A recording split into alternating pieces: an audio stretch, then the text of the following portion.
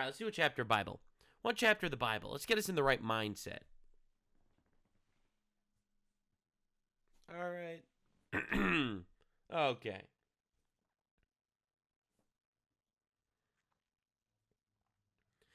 Genesis chapter 13. Abram and Lot separate.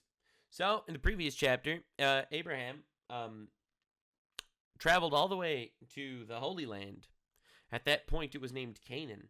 And there was a hunger. There was a famine in the land. So he had to leave. He went to Egypt. They asked him about his wife. He said, "Oh, she's just my sister." So they wouldn't kill him. Well, Pharaoh got blasted by an angel, and that's where we're at. All right, Bible time. So Abram went up from Egypt to the Negev, that is the south, with him and his wife and everything he had, and Lot went with him. Abram became very wealthy in livestock and in silver and gold. Yeah, because the Egyptians gave him a ton of money, because a literal angel showed up in front of Pharaoh and told him, "Yo, why are you trying to sleep with another man's wife?" And then they gave him tons of money. Pretty awesome. For the Negev, he went from place to place until he came to Bethel. To the place between Bethel and Ai, where his tent had been earlier, for where he had first built an altar. There Abraham called in the name of the Lord. Now Lot was moving around with Abraham, but had flocks and herds and tents. But the land could not support them when they stayed together, for their possessions were so great that they were not able to stay together. And quarreling rose between Abraham's herders and Lot's. The Canaanites and the Perizzites were also living in the land at that time. So, according to tradition, the quarrel between the shepherds that Abraham had and the shepherds that Lot had is that Lot refused to muzzle his herd, and they would graze from other people's crops. And Abraham's shepherds were like, "You are stealing the crops of other people." And apparently that was the quarrel. Anyway, that's just tradition. Don't know. Moving on. So Abraham said to Lot, "Let us not have quarreling between you and me, between your herders and mine, for we are close relatives.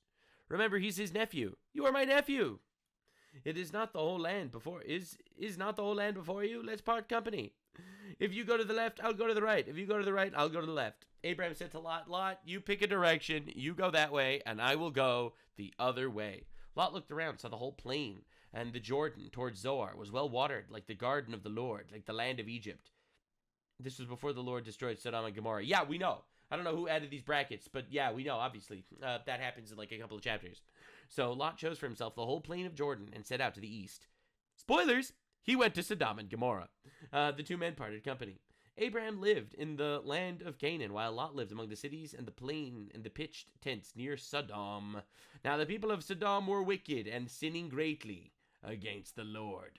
Yeah, epic foreshadowing. Bro went to Sodom. They were evil there. If you had a guest in Sodom, they would execute. They would execute that guest for showing up. And they would execute the host for accepting guests. They were pretty evil. Can't spell sodomy without Sodom. Sodom is known for all sorts of immoral acts. There's one specifically that's mentioned. I'm pretty sure the Talmud mentions this. Something that they used to do in Sodom. They found a girl that was welcoming to guests, and in order to punish her, they covered her in honey and let bees eat her alive. Like that's an example of the Talmud of how evil they were in Sodom. So very evil people. Okay, not good guys. Anyway, the Lord said to Abraham, after Lot parted from him, "Look around from where you are to the north and south and east and west. For all the lands you see, I will give you and your offspring forever." This is where the meme began. This is where the meme began, ladies and gentlemen.